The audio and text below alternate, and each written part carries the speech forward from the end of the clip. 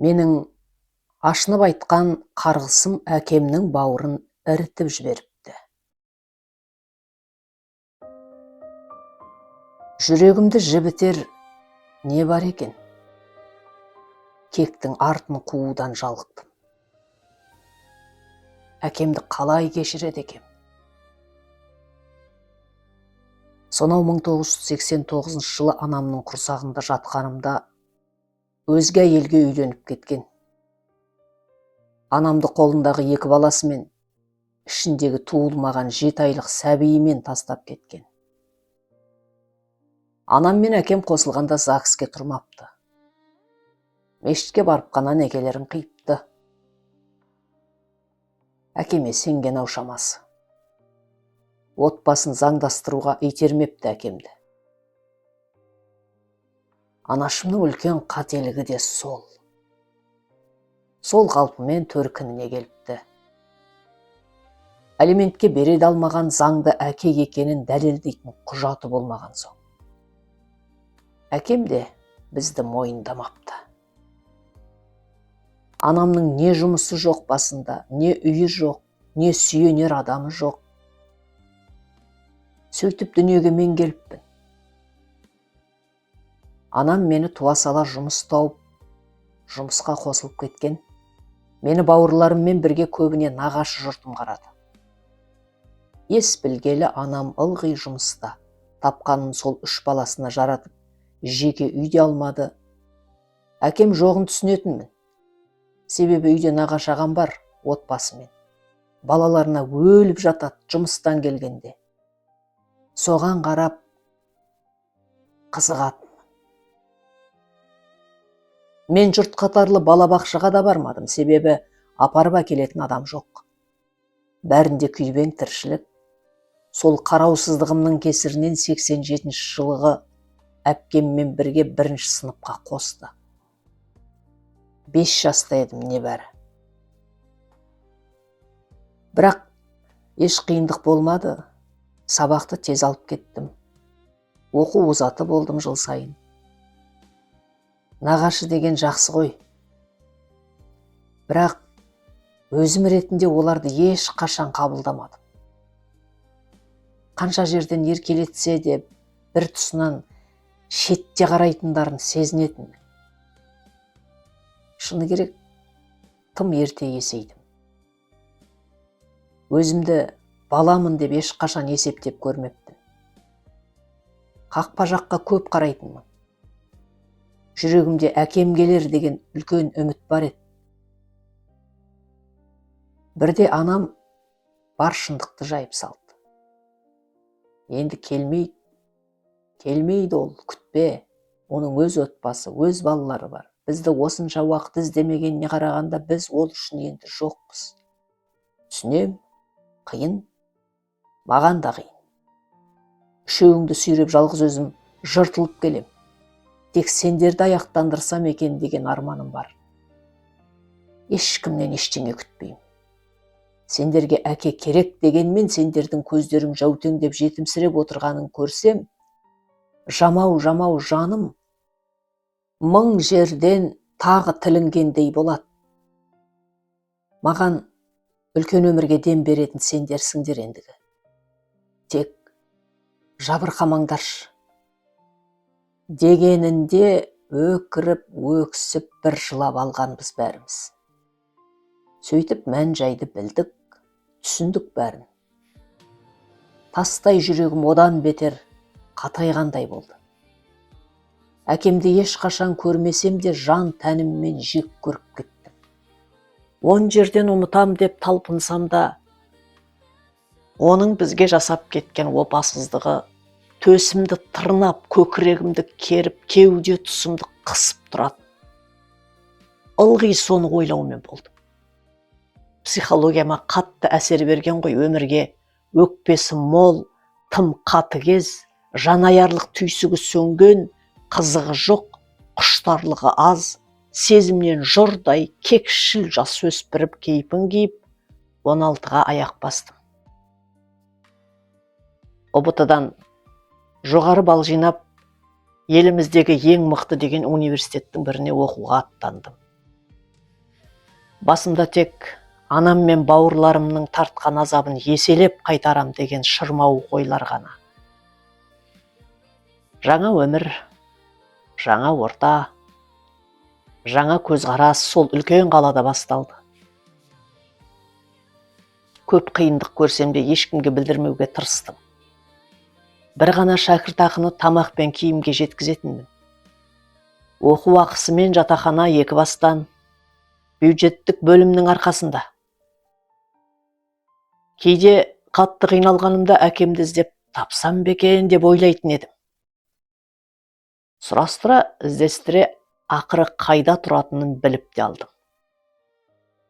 Мен оқитын қалада 2 қабатты керемет үйде тұрады екен. Астында қымбат көлік, басында үлкен қызмет, отбасылы. Бір ұл, бір қызы бар екен. Үйіне қарай сан рет беттесем де кері оралам.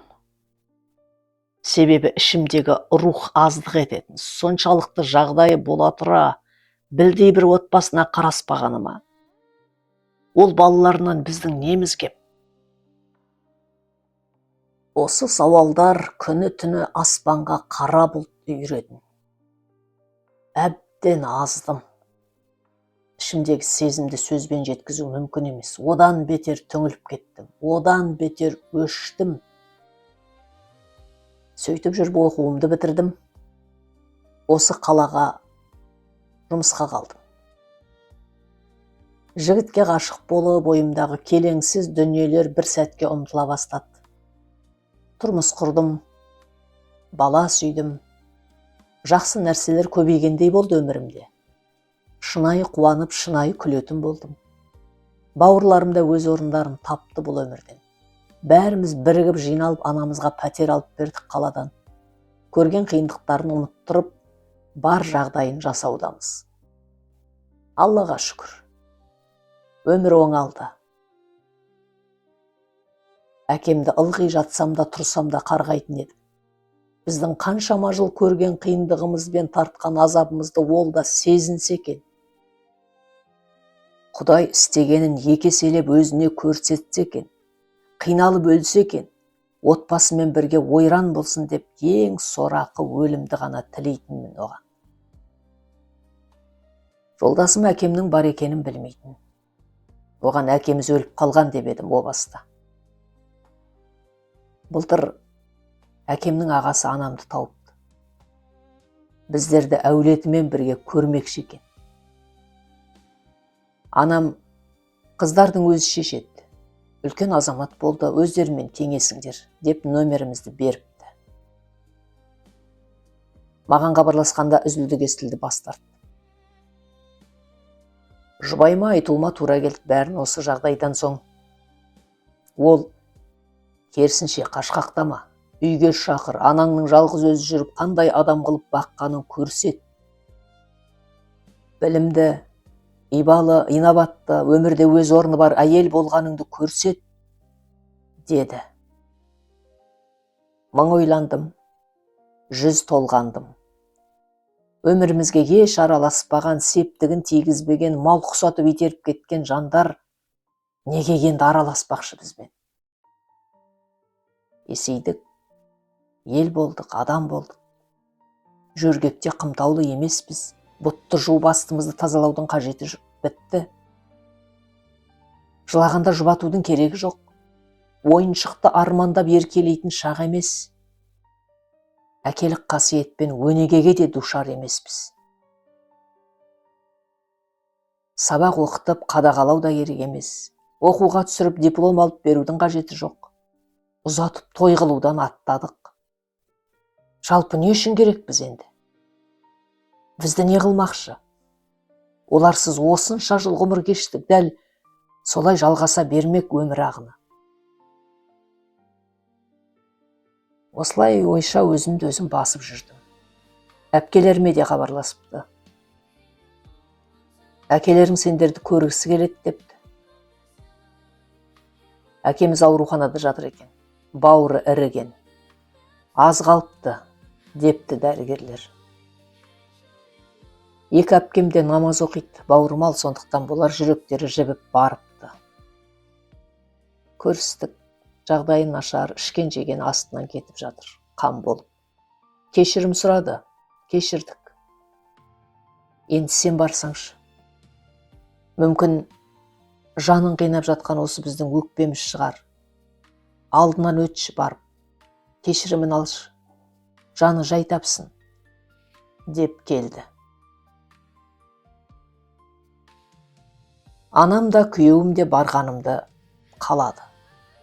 Бойымдағы бар күшті жиып бардым.